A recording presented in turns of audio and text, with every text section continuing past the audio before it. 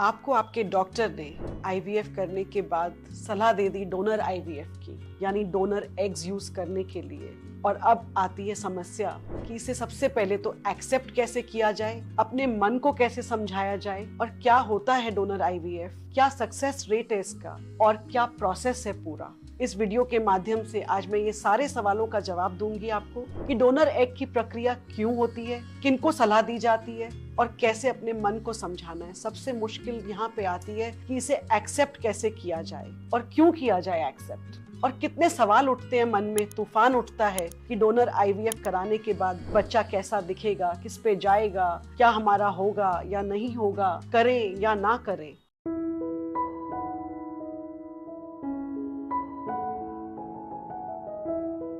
मैं doctor Jyoti Bali, director baby soon fertility and IVF centre, Karol Bagh central Delhi में और east of Kailash south Delhi में कार्यरत हूँ। तो आज इन सभी सवालों के जवाब मैं आपको दूंगी इस वीडियो के द्वारा। तो सबसे पहले तो बात करते हैं कि डोनर एग क्यों करना पड़ता है, इसकी नौबत ही क्यों आई। कोई भी कपल ये सुनने के लिए तैयार नहीं होता है, लेकिन जब हम कभी आईवीएफ करते हैं और लैब में देखते हैं कि अंडों की क्वालिटी बिल्कुल अच्छी नहीं है, तो रिजल्ट कैसे आएगा आईवीएफ में। आईवीएफ एक प्रोसेस है, मैंने अपने पिछले वीडियो में भी बताया आपको। तो ये एक टेक्निक है, प्रोसेस है, लेकिन 100% रिजल्ट तो ये नहीं गारंटी करती है। आईयूआई और आईवीएफ का अंतर ये होता है कि आईयूआई में हम सब कुछ नॉर्मल की तरह करते हैं, सिर्फ सीमेन को यूट्रस के अंदर तक प्रिपेयर करके छोड़ देते हैं और सारी चीजें चेक कर लेते हैं कि आईयूआई से चांस सक्सेस का बनता है। आईवीएफ में हम बॉडी के बाहर इन विट्रो फर्टिलाइजेशन, यानी विट्रो का मतलब बाहर, हम फर्टिलाइजेशन करते हैं, यानी जो फेलोपियन ट्यूब में काम हो रहा होता है अंडे और स्पर्म के मिलने का, वो काम जब हम लैब में करते हैं तो उसे आईवीएफ कह देते हैं। अब अंडे निकालने के बाद हमने देखा कि क्वालिटी अच्छी नहीं है। अल्ट्रासाउंड से सिर्फ हमें नंबर पता चलता है, ओव्यूलेशन हो रहा है नहीं हो रहा है ये पता चलता है, लेकिन क्वालिटी कोई डॉक्टर आपको नहीं बता सकता है। अगर मैं आपको एक लेमैन लैंग्वेज में उदाहरण दूं, आप बहुत अच्छे लाल सेब खरीद के लाएं और कहिए कि डॉक्टर साहब ये मैं अपने दिल से आपके लिए खरीद के लाई हूँ, और आपने जहाँ से खरीदे उसने भी आपको दे दिया अच्छे से भाव पे, लेकिन जब घर आके वो सेब काटे गए तो काले निकले। तो काटने के बाद ही पता चला, और खाने के बाद ही बताओगे कि खट्टा है या मीठा है। बिल्कुल इसी तरह से हमारे एम्ब्रियोलॉजिस्ट, हम डॉक्टर्स को जब हम उन्हें देते हैं आईवीएफ में अंडे की निकालने की प्रक्रिया करते हैं और उन्हें थमाते हैं वो टेस्ट ट्यूब्स, तो वो हमें देखने के बाद माइक्रोस्कोप के नीचे बताते हैं कि डॉक्टर साहब क्वालिटी कैसी थी इन अंडों की, या एम्ब्रियोस जब उन्होंने फर्टिलाइज किए स्पर्म के साथ किस क्वालिटी के बने, डे 1 पे क्या था, डे 2 पे क्या था, डे 3 तक पहुंचते पहुंचते कितने रह गए और क्या ग्रेडिंग है उनकी या क्या क्वालिटी है। और वही रिकॉर्ड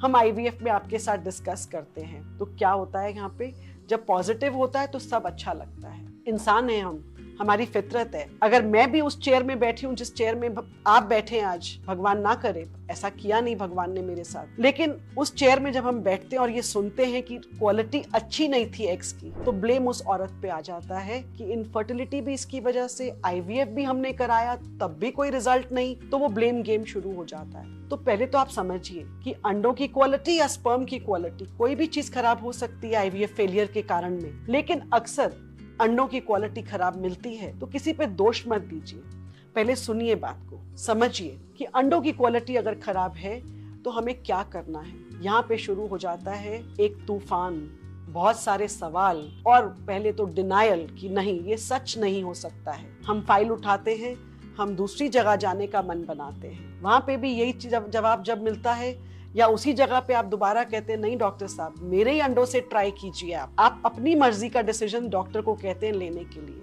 आप सलाह नहीं मान रहे उस समय, आप कहते हैं नहीं मुझे मेरा डिसीजन है आप कीजिए। तो डॉक्टर क्या करेगा, या तो वो आपसे साइन कराएगा और कहेगा अपनी मर्जी का ट्रीटमेंट कर लो, लेकिन हम डॉक्टर के पास सलाह देने नहीं जाते हैं, लेने जाते हैं। तो यकीन मानिए वो आपको बिल्कुल गलत सलाह नहीं दे रहे हैं। कोई भी डॉक्टर हो, चाहे कोई भी क्लिनिक हो, कोई भी आईवीएफ सेंटर हो, अगर आपको उन्होंने डोनर एग कहा है तो बहुत सोच समझ के कहा होगा। तो थोड़ा थमिए, थोड़ा ब्रेक लीजिए, विचार कीजिए कि उस डॉक्टर ने बिना सोचे समझे आपको नहीं कहा है। थोड़ा सा शांत होने के बाद दोबारा डिस्कशन के लिए आइए, आप काउंसलिंग में बैठिए और सोचिए कि अगर क्वालिटी खराब है तो बार बार आईवीएफ करने से टाइम और पैसा वेस्ट होगा, तो क्यों वेस्ट करना है। डोनर एग एक बहुत अच्छा विकल्प है। नेक्स्ट क्वेश्चन आता है, डॉक्टर साहब चलिए मैंने मान लिया कि मुझे डोनर एग करना है, कुछ लोग कहते हैं जी हमारे मजहब में अलाउड नहीं है। कोई कम्युनिटी है जो कहेगी हमारा रिलीजन अलाउ नहीं करता है। मैं उन सब से आज एक सवाल पूछना चाहती हूँ कि जब मन तो मेरा भी अगर मैं उस चेयर में बैठी होती तो नहीं मानता, मैं भी डिनाई करती, रिजेक्ट करती इस बात को, अपसेट होती, तूफान उठता मेरे मन में भी। लेकिन थोड़े टाइम के बाद दिमाग से सोचना है हमें, दिल से नहीं, कि प्रॉब्लम है, सामने रखी गई है मेरे टेबल पे, अब मुझे इसके अंदर तो नहीं घुसना है, मुझे इसके ऊपर जाके इसको क्रॉस करके एक सोल्यूशन ढूंढना है। प्रॉब्लम तो जिंदगी में एक छोड़ो बहुत सारी आती है, तो उस प्रॉब्लम के साथ हम बैठ नहीं सकते, जी नहीं सकते हैं। एक सोल्यूशन देके उसको बंद करके भूल जाना होता है। अभी भूचाल आया, थोड़े दिन में हम सब भूल गए। सुनामी आई थी, सब भूल गए। कोविड आया था, शायद वो भी अब भूल गए हम। ऐसे ही सोच लीजिए ये भी एक विपदा आई है, निकल जाएगी, लेकिन शांति से पहले हम समझेंगे और फिर इसको सॉल्व करेंगे। तो चलिए बात करते हैं कि पहले तो हमने सबसे पहला स्टेप जो होता है वो होता है एक्सेप्टेंस। और सबसे मुश्किल स्टेप इस पूरे प्रोसेस में मेरे एक्सपीरियंस में यही है कि बस आप हाँ कर दीजिए, उसके बाद तो सारी मुश्किलें आसान हो जाएंगी, बेबी सून मिल ही जाएगा। कैसे? बात करते हैं प्रोसेस की। आप अपनी प्रोफाइल शेयर करते हैं उस क्लिनिक के साथ जिसमें आपका ब्लड ग्रुप, हाइट, आपकी एक पुरानी फोटोग्राफ आपके यंग डेज की, या कोई भी प्रेजेंट पिक्चर जिसमें पूरा आपने लिखा है आपकी हाइट क्या है, रिलीजन क्या है, बैकग्राउंड क्या है, एजुकेशनल क्वालिफिकेशन क्या है, उसके अकॉर्डिंग वो प्रोफाइल हम डोनर एजेंसीज को देते हैं। वो प्रोफाइल डोनर एजेंसीज के साथ शेयर करने के बाद हम लोग एक सूटेबल डोनर आपके लिए ढूंढते हैं। ढूंढने के बाद हो सकता है वो प्रोफाइल मैच कर गई है, लेकिन जब हमने स्टार्ट किया आईवीएफ का प्रोसेस उस डोनर के ऊपर तो उनके अंडे नहीं बने, तो हमें वो कैंसिल करना पड़ता है। इसलिए क्लिनिक्स को 1 से 3 महीने का टाइम दीजिए, हम वो प्रॉपर डोनर सिलेक्ट करेंगे। सिर्फ प्रोफाइल मैच करना ही एक काम नहीं होता है, अच्छे एम्ब्रियोस तक बनना। आपका भी पूरा आईवीएफ हुआ, उसके बाद पता चला क्वालिटी अच्छी नहीं है, कई बार डोनर के केस में भी ऐसा हो जाता है, तो थोड़ा सब्र रखिए। क्लिनिक आपको अच्छे एम्ब्रियोस बनाने के बाद ही इन्फॉर्म करेगी कि आपके अच्छे डोनर एम्ब्रियोस रेडी हो गए। आपके हस्बैंड का स्पर्म है, डोनर एक किसी दूसरी महिला जो कि हमने मैच करके किसी एजेंसी के द्वारा इंश्योरेंस लेकर सब कुछ पूरी फॉर्मेलिटीज हमारे इंडियन लॉ के हिसाब से पूरी करके हमने अपनी लैब में एम्ब्रियोस बनाए हैं। वो एम्ब्रियोस डे 5 यानी ब्लास्टोसिस्ट ही बनाते हैं हम डोनर के केसेस में, और उसके बाद आपको ये इन्फॉर्मेशन दे दी जाती है। इन्हें फ्रीज कर दिया जाता है और साथ साथ फिर आपकी बच्चेदानी की लाइनिंग की प्रक्रिया शुरू करते हैं हम लोग। वो आपके डॉक्टर आपसे डिस्कस करेंगे कि बच्चेदानी को कैसे तैयार किया जाता है। हिस्ट्रोस्कोपी हो सकता है पहले करें, हो सकता है ना भी करें। और ये डोनर एग और आपके हस्बैंड के स्पर्म लेके जो एम्ब्रियोस बनाए गए हैं, इसको हम पूरा अलाइनिंग तैयार होने के बाद यूट्रस में रख देते हैं। अब मुद्दा आता है, डॉक्टर साहब मेरा आईवीएफ फेल हो गया, क्या डोनर एग से प्रेगनेंसी का चांस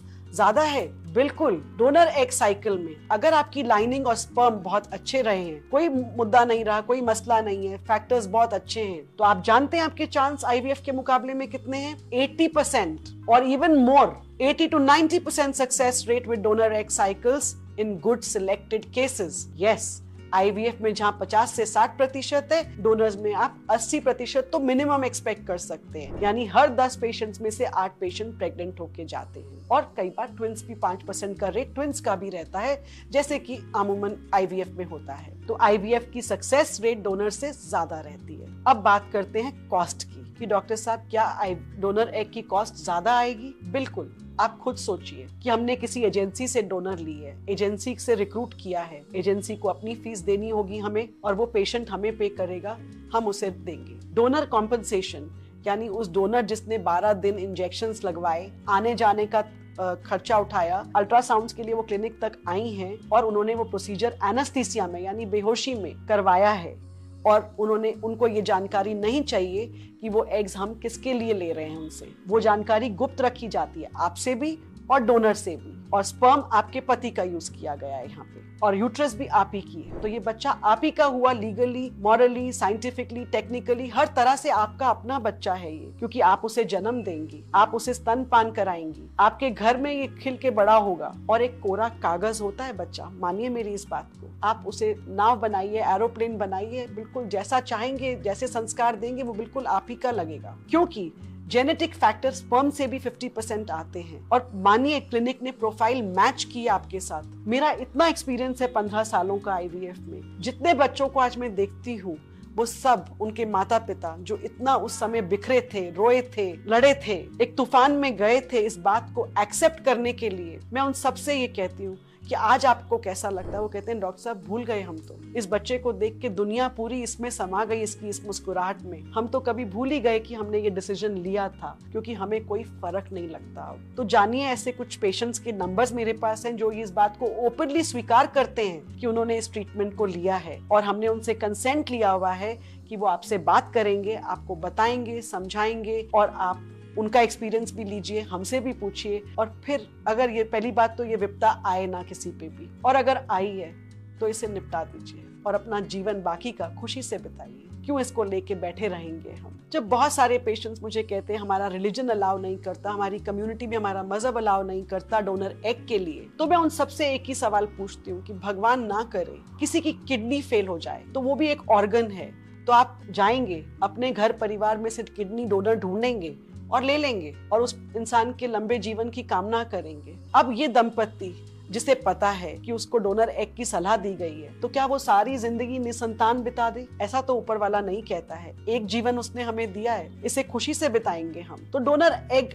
एक्सेप्ट करने के लिए थोड़ा अपने आप को समझाना पड़ता है। भगवान ना करे किसी का आर्म कट जाए किसी एक्सीडेंट में, तो हम जाएंगे प्रोस्थेसिस लगा लेंगे और फिर फुल स्लीव टी शर्ट पहन लेंगे और उसे कवर अप करेंगे, क्योंकि हम नहीं चाहते कि सारी दुनिया हमसे पूछती रहे कि क्या हुआ आपके हाथ में। तो वहां पे भी तो हम कवर अप करते ही हैं। तो ये भी एक कवर अप है। आप अगर इसको कॉन्फिडेंशियल रखना चाहते हैं आप रख सकते हैं। क्लिनिक कभी इसके बारे में बात नहीं करती किसी दूसरे मरीज से आपका कंसेंट लिए बिना, और डोनर भी कोई ये सवाल कभी नहीं पूछ सकते हैं क्लिनिक में आकर कि हमारा अंडा किसको दिया जा रहा है। और आपसे भी जानकारी गुप्त रखी जाती है कि डोनर की प्रोफाइल के अलावा उसके डिटेल्स आपसे शेयर नहीं किए जाते हैं। नाम, नंबर, एड्रेस कुछ आपको नहीं दिया जाएगा, क्योंकि आप अपना चेहरा देखिए बच्चे के अंदर, ना कि उस डोनर का। और यकीन मानिए मेरे एक्सपीरियंस में मैंने कभी इस बात के लिए रिग्रेट नहीं किया कि जिस पेशेंट ने डोनर एग लिया, मुझे कभी एक ने भी आके नहीं कहा डॉक्टर साहब हम पछता रहे हैं। सबने कहा डॉक्टर साहब जीवन अच्छा व्यतीत हो रहा है इस बच्चे के सहारे। तो ये एक बहुत अच्छा विकल्प है साइंस का। इसे अगर पहली बात तो भगवान करे किसी को जरूरत ना पड़े, अगर पड़े तो इसे अपना लेना चाहिए।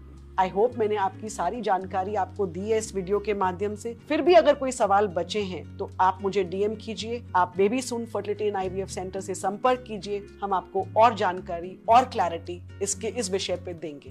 नमस्कार।